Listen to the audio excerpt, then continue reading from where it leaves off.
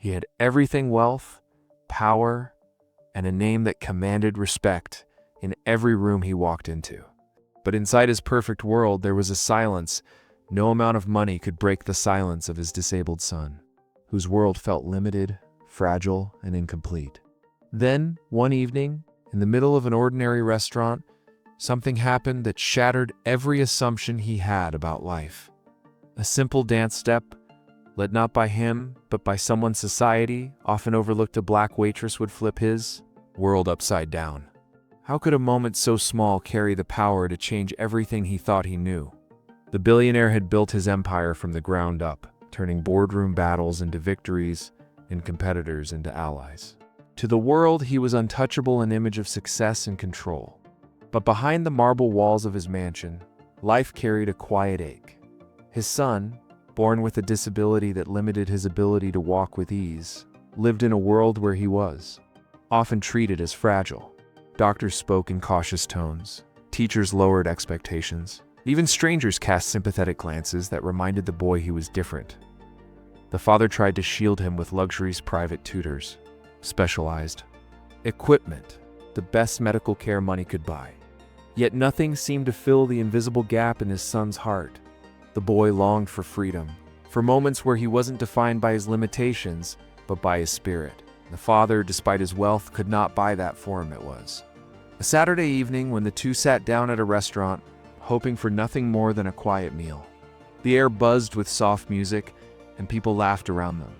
To the billionaire, it was just another night in a public space where whispers always followed, some admiring his wealth, others pitying his son.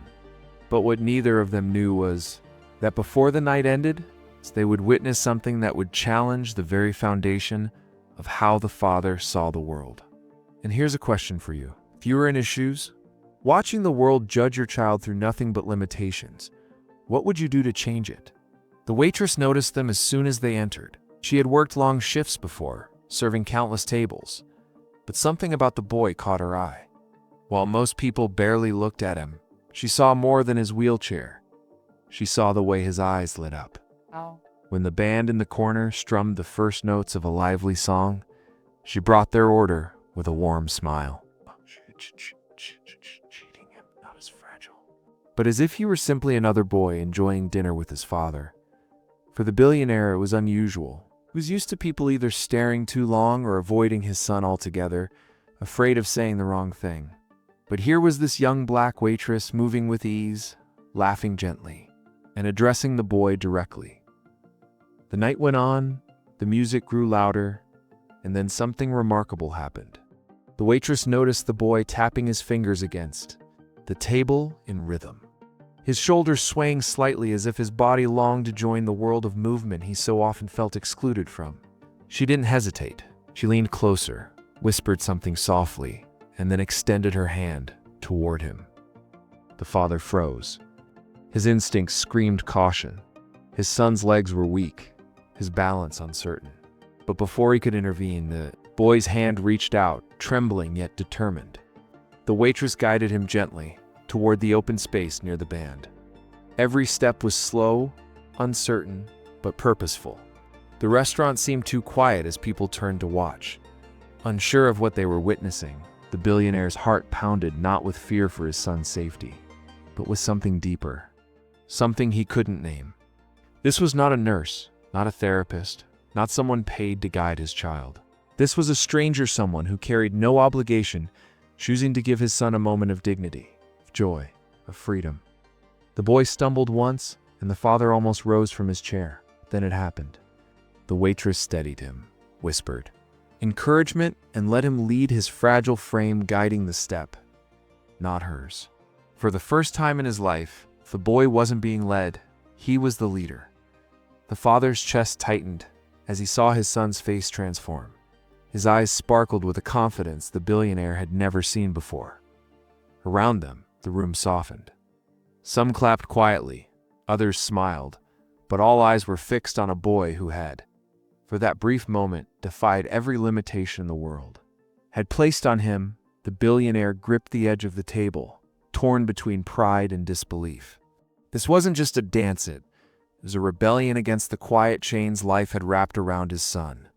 And it wasn't money, doctors, or privilege that had unlocked it. It was a simple act of kindness given freely by someone's society, too. Often overlooked. What none of them knew was that this moment would ignite a chain of events the father could never have predicted. Because once you witness your child break free even for a second, you cannot go back to seeing the world the same way again. The boy's steps grew bolder, his laughter spilling into the music like a melody of its own. For the first time, his father wasn't watching a fragile child, he was watching a boy who believed in himself. But just as the room seemed to celebrate this fragile miracle, a voice cut through the air, sharp and cold.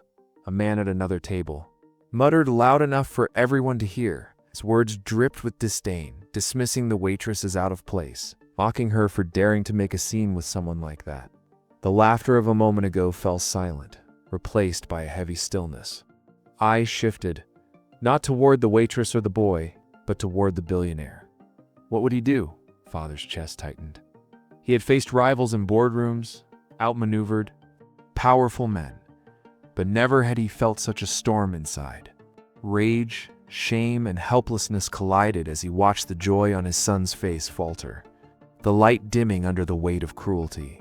The waitress kept her composure, gently guiding the boy, refusing to let hate steal the moment. But the poison of those words lingered in the air, daring the father to respond. Would he sit in silence, as he had so often, when the world treated his son with pity or dismissal?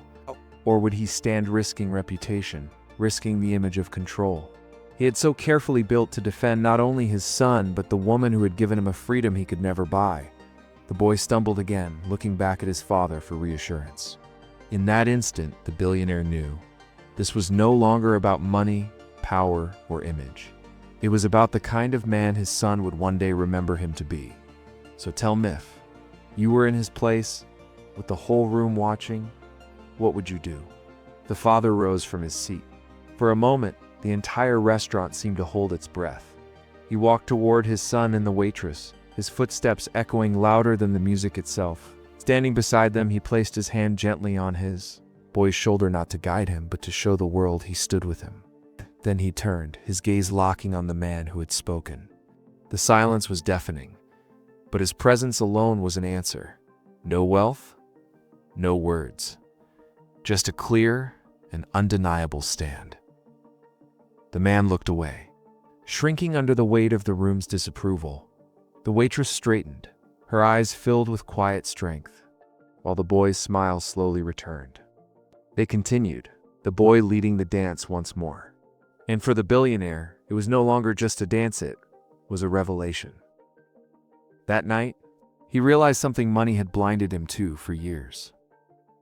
True dignity doesn't come from protection, or wealth, or control. It comes from being seen, accepted, and allowed to live fully. His son had been given that gift by someone the world often pushed aside. A black waitress had reminded him of humanity's simplest truth, that kindness carries a power no empire could ever buy. From that day forward, the billionaire's life shifted. He poured resources not into shielding his son, but into building opportunities for those society overlooked, supporting communities, funding programs, and creating spaces where every child, regardless of race or ability, could feel free to dance to their own rhythm. But the question lingers. Long after the music fades, how many lives remain unseen, waiting for someone to give them the chance to lead just one step? When the moment comes, will we stand in silence, or will we rise?